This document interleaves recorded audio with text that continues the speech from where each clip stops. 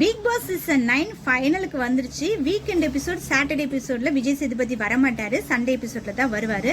அதனால இந்த சாட்டர்டே இந்த 1 hour எபிசோட எப்படி கொண்டு போயிருந்தாங்க அப்படின்னு பாத்தீங்கன்னா, பிக் பாஸ் வீட்டை விட்டு போயிட்டு ரீஎன்ட்ரி எல்லாரும் கொடுத்ததுக்கு அப்புறமா இந்த வீட்டில் நீங்கள் எல்லாரும் எப்படி காமெடியாக பேசி சிரிச்சிங்க அப்படின்றதுக்கான ஒரு வீடியோ ஒரு நாள் போட்டிருந்தப்பல, நட்புக்கு இந்த சீசன் எப்படி இருந்தது அப்படின்ற ஒரு வீடியோ போட்டிருந்தப்பல, நீங்களாம் எப்படி சண்டை போட்டீங்க அதெல்லாம் பாருங்க அப்படின்னு சொல்லிட்டு ஒரு வீடியோ போட்டிருந்தால போல.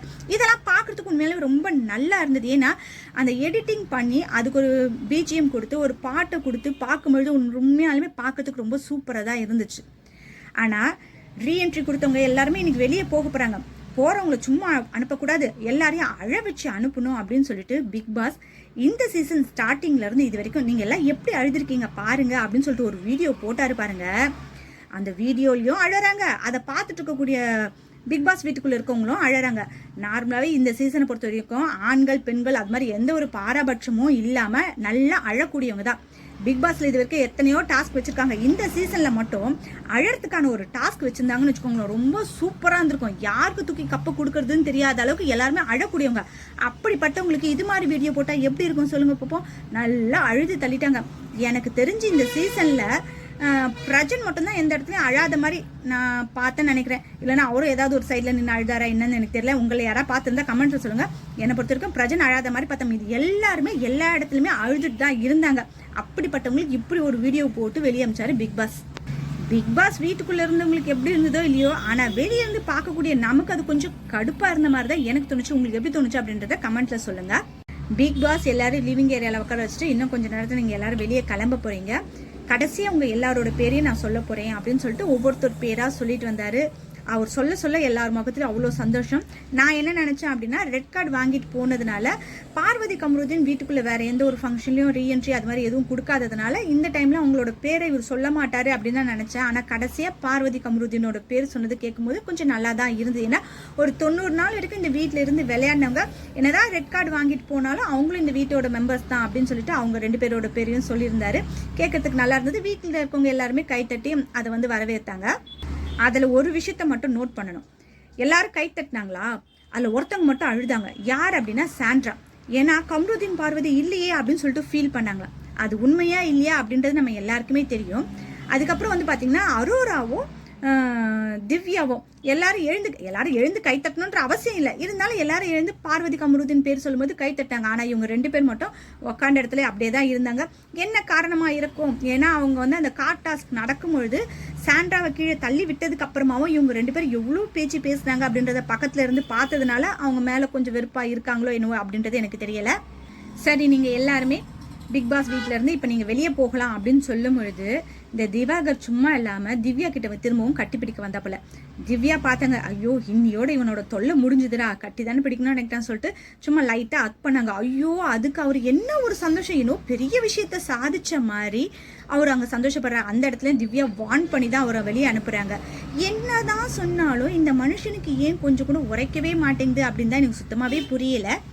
ஒரு பொண்ணு நல்லா பேசி பழகினா அதையே இவர் தப்பா எடுத்துக்கிட்டாரு. இப்போ இவர் இது மாதிரி பண்ணிட்டு போனா வெளியே இடத்துல இருக்கக்கூடிய பெண்கள் கூட இவர்கிட்ட பேசுறதுக்கு பழகிறதுக்குலாம் கொஞ்சம் தயக்கப்படுவாங்க அப்படின்னு தான் நான் நினைக்கிறேன். நீங்க என்ன நினைக்கிறீங்க அப்படின்றத கமெண்ட்ல சொல்லுங்க.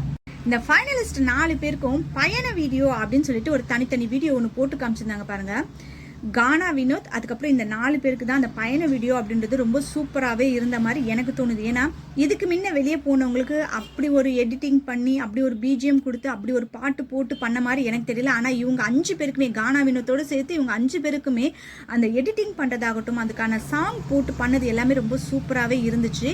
வினோத்துக்காகட்டும், சபரிக்காகட்டும், திவ்யாக்காகட்டும், முக்கியமாக அரோராக்கு ஒரு வார்த்தை பிக் பாஸ் சொல்லியிருப்பாரு.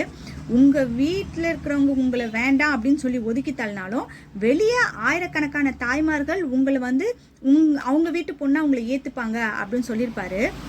பிக் பாஸ் ஒரு விஷயத்த மறந்துட்டாருன்னு நினைக்கிறேன். அரோரா ஃப்ரெண்டு தியா வீட்டுக்கு வந்திருந்தாங்க இல்லையா, அப்போ தியா ஒரு இடத்துல சொல்லியிருப்பாங்க, நீ தேவையில்லாம எதுக்கு கேமரா முன்னாடி அழுதுட்டு இருக்க, உங்க அம்மா அப்பா ஒன்றும் உன்னை வெளியே தள்ளலை, நீ தான் உங்க அம்மா அப்பா வேண்டாம் அப்படின்னு சொல்லிட்டு வெளியே வந்துட்டு இப்போ எங்கள் அம்மா அப்பா பார்க்க மாட்டேன்றாங்க அப்படின்னு சொல்லி தேவையில்லாத இதெல்லாம் கிரியேட் பண்ணாத அப்படின்னு சொல்லிட்டு போனாங்க. இதை நம்மளும் பிக் பாஸ் நிகழ்ச்சியில் பார்த்துருப்போம். ஆனால் அதை பிக் பாஸ் மறந்துட்டாரோ என்னவோ தெரியல. உங்கள் வீட்டில் இருக்கவங்களை உங்களை வெறுக்கி ஒதுக்குனாலும் அப்படின்ற ஒரு வார்த்தையை உபயோகப்படுத்தினார். அவங்க வீட்டில் யாரும் வெறுக்கி ஒதுக்கல, இவங்க தான் அவங்க அம்மா அப்பா வேண்டாம் அப்படின்னு சொல்லிட்டு தனியாக வந்து வாழ்ந்துட்டு இருக்காங்க. சரிங்களா? இது எதுக்காக சொல்கிறேன் அப்படின்னா, வீக்கெண்ட் ஷோ வந்தா விஜய் சேதுபதி அரோராக்கு சப்போர்ட் பண்றாரு. அரோரா ஏதாவது ஒரு இடத்துல, அரோரான்னு இல்லை, யார் அழுதாலும் பிக் பாஸ் கூப்பிட்டு சமாதானப்படுத்துற, இருந்தாலும் அரோராக்கு ஸ்பெஷலா கொடுக்குற விஷயங்கள் அப்படின்னு பார்க்கும்பொழுது தூக்கி கொடுத்துருவாங்களோ அப்படின்ற மாதிரி தான் எனக்கு தோணுது. ஏன்னா மற்றவங்க கிட்ட பேசும்பொழுதும் அரோரா கிட்ட பேசும்பொழுதும் டிஃப்ரெண்ட் நல்லா தெரிகிற மாதிரி எனக்கு தோணுது. உங்களுக்கு எப்படி தோணுது அப்படின்றத கமெண்ட்ல சொல்லுங்க. ரீஎன்ட்ரி கொடுத்தவங்க எல்லாருமே வெளியே போனதுக்கு அப்புறமா ஃபைனலிஸ்டா இருக்கக்கூடிய 4 பேர் என்ன பண்றது அப்படின்னு தெரியாம பீங் பேக் போட்டு உக்காந்துருந்தாங்க. அப்போ பிக் பாஸ் கூப்பிட்டு ஒரு சிலர் பிக் பாஸ் நிகழ்ச்சியை 1 hour எபிசோட் பார்ப்பாங்க, ஒரு சிலர் 24 hours பார்ப்பாங்க. ஆனா இன்னும் கொஞ்ச நேரத்துல இந்த 24 லைவ் அப்படின்றது ஸ்டாப் ஆக போகுது. அதுக்கு முன்ன மக்கள் கிட்ட நீங்க என்ன பேசணும்னு நினைக்கிறீங்களோ பேசுங்க அப்படின்னு சொல்லி அந்த 1 hour எபிசோட வந்து முடிச்சாங்க. இந்த 1 hour எபிசோட்ல என்ன பண்ணாரு, யார் யார் அழுதாங்க அந்த வீடியோ போட்டு காமிச்சாரு. எல்லாரும் வீட்டுக்குள்ள இருக்கவங்க எல்லாம் வெளியே போனாங்க. அதுக்கப்புறம் இவங்க ஒரு 4 பேர் பேசுனதோடு இந்த 1 hour எபிசோட முடிச்சிட்டாங்க. ஆனா லைவ்ல பார்க்கும்போது தான் ஒரு சில விஷயங்கள்லாம் நமக்கு முக்கியமானதா தோணுச்சு. ஏன்னா பெரும்பாலும் சாண்ட்ரா பண்ணக்கூடிய விஷயம்லாம் 1 hour எபிசோட்ல டெலிகாஸ்ட் பண்ண மாட்டாங்க, ஏன்னா சாண்ட்ரா மாட்டிக்க போறாங்க. ஆனா லைவ்ல பார்க்கக்கூடியவங்களுக்கு சாண்ட்ரா என்னென்னலாம் பேசுறாங்க அப்படின்ற விஷயம் நல்லாவே தெரியும். அதே மாதிரி லைவ்ல சாண்ட்ரா பிரஜன் கிட்ட பேசக்கூடிய விஷயங்கள் எல்லாமே வந்து பாத்தீங்கன்னா சாண்ட்ரா எந்த தப்புமே பண்ணாத மாதிரியும் மீதி பேர் எல்லாருமே தப்பு பண்ண மாதிரியும் பேசிட்டு இருக்காங்க. அது மட்டும் இல்லாம பிரஜன் என்ன சொல்றாரு அப்படின்னா, நீ வீட்டை விட்டு வெளியே வந்ததுக்கு அப்புறமா வெளியே இன்டர்வியூ எடுக்கிறேன் அப்படின்னு சொல்லிட்டு ஒரு காமெடி பண்ணுவானுங்க, அதுக்கு நீ எப்படி எப்படிலாம் ப்ரிப்பேர் ஆகணும் அப்படின்றத சொல்லி கொடுக்குறாரு. நீ இப்படி பேசினா இப்படி இது பண்ணுவாங்க, அவங்க இந்த கேள்வி கேட்டா இந்த பதில் சொல்லு அப்படின்னு சொல்லிட்டு பிக் பாஸ் வீட்டுக்குள்ள இருந்து பிரஜன் பொண்டாட்டிக்கு ட்ரைனிங் கொடுக்குறாரு. இதில் வேற உக்காண்டு அழ ஆரம்பிக்கிறாங்க. மக்களுக்கு ஏன் என்ன பிடிக்காம போச்சு, ஏன் மக்கள் என்ன தேர்ந்தெடுக்காம இருக்கிறாங்க, இந்த கார்டாஸ்க்ல நான் தான் தப்பு பண்ணியிருந்தேன் அப்படின்னா எனக்கு தானே ரெட் கார்டு கொடுத்துருக்கணும், பார்வதி கம்ருதீனுக்கு எதுக்கு கொடுத்துருப்பாங்க, அப்போ அவங்க மேல தப்பு இருக்கிறதுனால கொடுத்தாங்க, ஏன் மக்கள் எனக்கு ஓட்டு போடல அப்படின்னு சொல்லிட்டு அழுதுட்டு இருக்காங்க. இதுக்கு பிரஜன் எப்படி தெரியுமா ஆறுதல் சொல்றாரு, மக்களுக்கு மேல அன்பு அதிகம், அதனால்தான் உன்னை இவ்வளவு நாள் இந்த வீட்டுல தங்க வச்சிருக்காங்க அப்படின்னு சொல்லிட்டு இவர் ஆதரவு சொல்றாரு. அது மட்டும் இல்லாம நல்ல பேரோட நீ வெளியே வர அப்படின்றாரு. யாருக்கு? சாண்ட்ரா நல்ல பேரோட வெளியே வராங்களா, மக்களோட ஆதரவோட. என்னங்க இது, ஜாடிக்கு ஏத்த மூடி அப்படின்னு கேள்விப்பட்டிருக்கோம். ஆனா பொண்டாட்டி செய்யக்கூடிய தப்புக்கு எல்லாமே கூட ஜால்ரா போட்டு இருக்காரு பிரஜன். பிரஜன் வீட்டுக்குள்ள இருக்க வரைக்குமாவது ஒய்ஃப் என்ன பண்றாங்க அப்படின்றது ஒரு சில விஷயங்கள் பார்க்காம இருந்திருக்கலாம். ஆனா வெளியே போனதுக்கு அப்புறமா சாண்ட்ரா எந்தெந்த இடத்துல எப்படி எப்படி பண்றாங்க, அதுக்கு வெளியே எது மாதிரிலாம் போகுது மக்கள் கிட்ட அப்படின்ற எல்லா விஷயத்தையும் பார்த்துட்டு வந்தோம். வீட்டுக்குள்ள வந்து பொண்டாட்டி மனசு கஷ்டப்படக்கூடாது அப்படின்னு சொல்லிட்டு அவர் பேசுற விதங்கள் பார்க்கறதுக்கு அவங்க ஒய்ஃபுக்கு வேணா நல்லா இருக்கும். ஆனா வெளியே இருந்து பார்க்கக்கூடிய நமக்கு சுத்தமா நல்லா இல்லாத மாதிரி தான் எனக்கு தோணுது. உங்களுக்கு எப்படி தோணுது அப்படின்றத கமெண்ட்ல சொல்லுங்க. இந்த பிக் பாஸ் சீசன் 9 பொறுத்த வரைக்கும் யாரு ஜெயிக்க போறா அப்படின்றது கடைசி நாள் வரைக்கும் கூட இவங்களா அவங்களா அப்படின்ற ஒரு டவுட் இருந்துகிட்டே இருக்கு. ஏன்னா சேனல் மூலியமா கள்ள ஓட்டு போட்டு ஜெயிக்கக்கூடிய ஒரு நபராக ஒருத்தர் இருக்காங்க, இன்னொருத்தர் வந்து பிஆர் மூலயமா ஜெயிக்கக்கூடிய நபராக ஒருத்தர் இருக்காங்க. இல்ல யாரு மின்னியும் பின்னியுமா மோதி ஜெயிக்க போறாங்க அப்படின்றது இது வரைக்கும் தெரியல. இன்னும் ஒரு நாள்ல கண்டிப்பா யார் டைட்டில் வின் பண்ண போறாங்க அப்படின்றத பார்த்தாதான் நம்ம எல்லாருக்குமே தெரியும் போல இருக்கு. ஏன்னா இது வரைக்கும் அந்த சீசன்ல இவங்க ஜெயிப்பாங்க, ரன்னர் அப் யாரா இருப்பாங்க அப்படின்ற மாதிரி தான் தோணும். ஆனா இந்த சீசன்ல யார் ஜெயிக்க போறாங்க, யார் ஃபர்ஸ்ட் ரன்னர் அப் ஆக போறாங்க, செகண்ட் யார் போக போறாங்க அப்படின்ற விஷயம் இது வரைக்குமே நமக்கு தெரியாம இருக்கு. அதுலயும் இந்த சீசன்ல டெய்லி இவங்க பண்ற விஷயங்களை தவிர்த்து வீக்கெண்ட் ஷோல விஜய் சேதுபதி வந்து கேட்பாரு அப்படின்னு நினைச்ச ஒவ்வொரு வீக்கெண்ட் ஷோவும் விஜய் சேதுபதி அவங்களுக்கு பிடிச்ச நபர், தெரிஞ்ச நபர், இவங்களுக்கு சப்போர்ட் பண்ணி தான் பேசினாரை தவிர்த்து பொதுவா எந்த ஒரு விஷயத்துக்கும் தீர்வு கொண்டு வந்த மாதிரி எனக்கு தெரியல.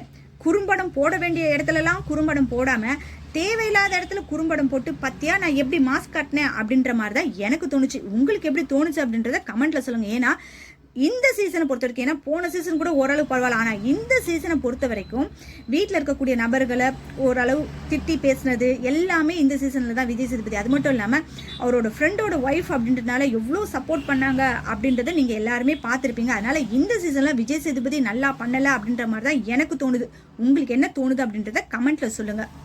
இந்த பிக் பாஸ் சீசன் 9ல ரொம்ப பெஸ்டா விளையாடினது யாரு அப்படின்னு பாத்தீங்கன்னா பிக் பாஸ் தான். ஏன்னா இது வரைக்கும் நடந்த சீசன்ல பிக் பாஸ் இவ்வளோ ஜாலியாக பேசி நம்ம யாருமே அவ்வளோ பார்த்துருக்க மாட்டோம். சாண்டி மாஸ்டர் கிட்ட தான் கொஞ்சம் நல்லா பேசுகிறோம். ஆனால் இந்த சீசனில் எல்லார்கிட்டையுமே அவங்கவுங்க மன சூழ்நிலைக்கு ஏற்ற மாதிரி ரொம்ப டல்லாக இருந்தாலோ இல்லை அந்த டாஸ்க் ரொம்ப போராக போக்குற மாதிரி இருந்தாலோ அந்த இடத்துல அதை பேசி சரி செஞ்சது பிக் பாஸாக தான் இருக்கும். பேசாமல் டைட்டில் வின்னரை அவராகவே மாற்றிடலாம் போல தோணுது எனக்கு. இந்த சீசனில் உள்ளேருந்து விளையாடினவங்களை விட பிக் பாஸ் நல்லா விளையாடின மாதிரி எனக்கு தோணுது. உங்களுக்கு எப்படி தோணுதுன்றதை கமெண்ட்டில் சொல்லுங்கள்.